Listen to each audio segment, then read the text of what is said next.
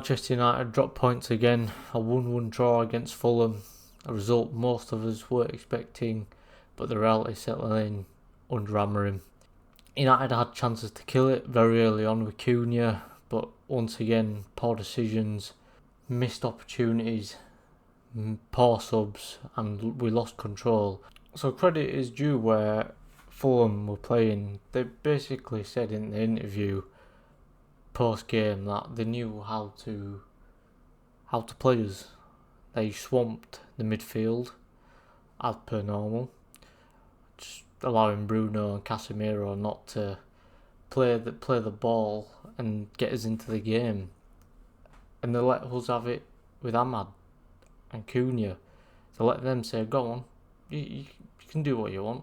But they knew that what we were going to do coming into it, and coming back from the Arsenal game where we created 22 shots, we thought that maybe something was gonna happen, but it's how well drilled Fulham are coming into that. It just wasn't what we were expecting. There was no rhythm, there was no fluidity, and from Arsenal it looked like two different United sides from the sheer look. We're just watching it. It just didn't turn up, didn't turn out. Same old United. One game we were up for Arsenal, and then come Fulham, reality of the Premier League, they packed us in. So it's a tough one as to where we go in from here, because we've got to follow through with what Amorim's building at the club. If you think about what he's got rid of and what he's trying to do now, we just got to see it through. Yes, we could have buried that game 2-0 in that opening section where Cunha hit the post. But if we don't prioritise a long-term vision and go for a short-term gain, it just looks weird, because then you go to £200 million, but then if you don't play exactly how it is 2 games in, you can't be sacking managers like that. So we've got to follow, even though it was a poor performance, we've got to follow up, we've got to stay consistent, whatever consistent is with United, because it can just be up and down, like a yo-yo, up and down. So we've just got to stay with it and stick to it, and just grind out these results, because there'll be many teams, Burnley for example, where they'll sit back, put men behind the ball and allow us to come to them, and then they'll just man mark or swamp the midfield, allowing us not to create anything, which is something that we've got to, as fans, just be patient with, because it's important. We've had many managers who have tried to influence the style we've been playing. Yes, they've had not a good time, but with Amorim it does seem quite fortuitous and somewhat inspiring, because there was glimpses with Arsenal and there were glimpses against Fulham. It's just that we've got to gel, the players have got to gel together, create together, and just get along with each other, in the sense of they play the same way, they click together, and I'm sure that will come, and it just didn't click with Fulham. So yeah, just going into Burnley, we've got to stay consistent and stick with it. So the Bruno penalty, let's talk about it. An uncharacteristic miss from Bruno, our penalty saviour. In every single game we've had penalties, but just this one he missed. Skies it, puts it into row Z, whatever you wanna say, but I think that would have been the turning point of the match if he would have scored. I think if he would have scored, we would have gone to won that game, probably 2-3-0, given our chances before and not so much after, but in the chances that we did create. But that's the moment where you need to, our captain, it's where he needs to set up and step up, so to speak. He can't let that influence the rest of his game because he missed a penalty and the referee just walked past him and shoved him. He's got to get that out of his mind there and then. As soon as he barged him, you got to get it out your head there and then in front of the fans, away fans. You ain't going to get any. It's going to be tough. It's going to be even harder sticking with it. And obviously, by that game, he didn't have a good game going into it, and for that entirety, it was just something were on his mind. You could say to him, it wasn't as fluid as it has been. And whether you put that down to the penalty for his poor performance, that's where questions are. But that's one of the big misses that he did. And then the scrappy own goal as well. Leny Yoro, an own goal from Muniz. Yoro, an 18, 20-year-old, having the defence masterclass. The defender, him and Leno and Shaw, stable. Stability-wise, they are at peak, running at peak, and I think they can go even further. It's just them staying consistent. I reckon if they can get well drilled together and have consistent run out of games, I think we are really solid at the back, and it just shows in the Arsenal game and this Fulham game. Fulham were lighting us up for chances, and I think what they had stats-wise, they had, let's have a look here, 13 to our 10, so they were lighting us up pretty much, and I think that first opening 20 minutes was a good eye-opener, because after that first 20 minutes, Fulham just took over. They found themselves back in the game. Our early chances from Cunha gave us hope, but then Fulham came into it, and then Yoro scored off the back of it. So that 1-0 breakthrough in the game sort of helped us in a way and brought us back to what we were craving. Of course, it wasn't as clean as you would have hoped, because from the replays it looked like it were going wide, but fortune favours the brave.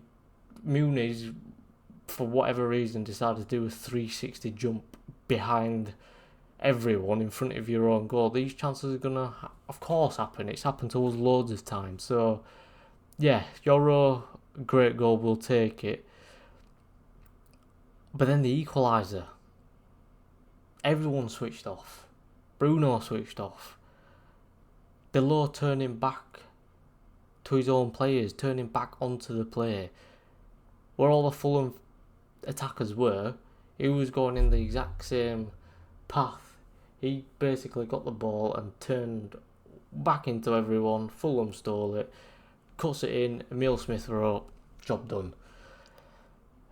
And it's just one of them where Bruno switches off, doesn't track him, and that's not been a surprise.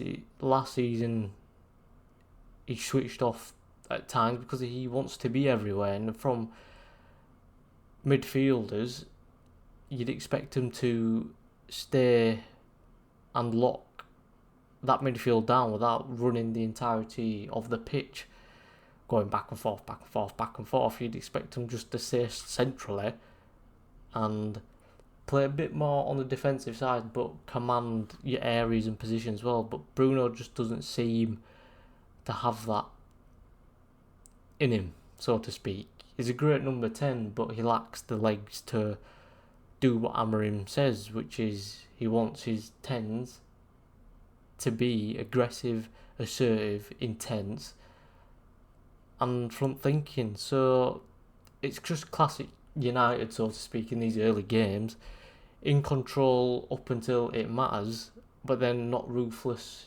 enough to finish the game where we needed it. So yeah, it's nothing to, I'd say, be concerned as of yet, because it's 32 game season, 38 game season, something like that. So our first 10 games are more of a rhythm setter, but then our 10 to 38, 10 games to 38, last game of the season, that's where we see what United are truly capable of, and if we are ready to play and ready to get Champions League spots and make improvements as to where we were last season. A bit astonishing. 2 centre-backs, 87 minutes in, coming in. Aidan Heaven and Harry Maguire. No fault of their own, by the way. It's not down to them, it's not their fault. They're just doing what they're doing. We're a goal up and we've waited 87 minutes to bring 2 centre-backs on in a game where we needed substitutions far more early and far more earlier. We just needed attacking players on. And bringing on 2 defenders on in a corner, it just doesn't scream ambition, so to speak. And it almost seems like a bit of hope.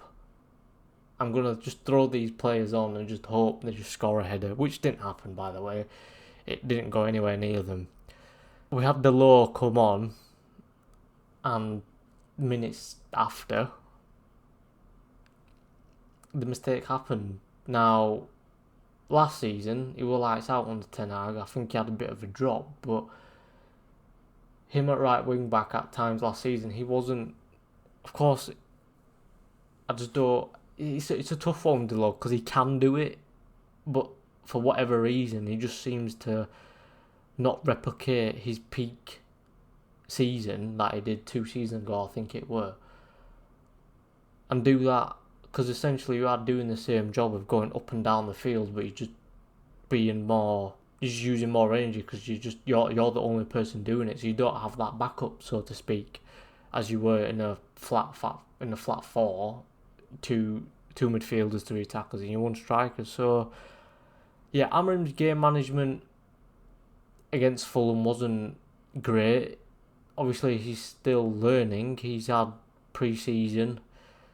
He's not, by all means, ready with a starting squad. You think about when the signings were made again, it just wasn't in time. It wasn't ready. We had a striker in for, I think, middle of August. Too late. And with that, it just invites more pressure because people need to be patient with what he's doing and allow him to build on what the board have given him at the times they've dealt the deals. So yeah, overall 1-1 draw, another frustrating result, 2 weeks on the bounce. Games where we should have technically got 6 points if we were able to control it, but Fulham and us deserved the point. But for United, it's more the same old, that lack of killer instinct to get the finish games off like the top 6 clubs do. They won't wait around and defend and defend and defend. They'll get 3 goals up sometimes and just play everyone out the game. We've had defensive lapses.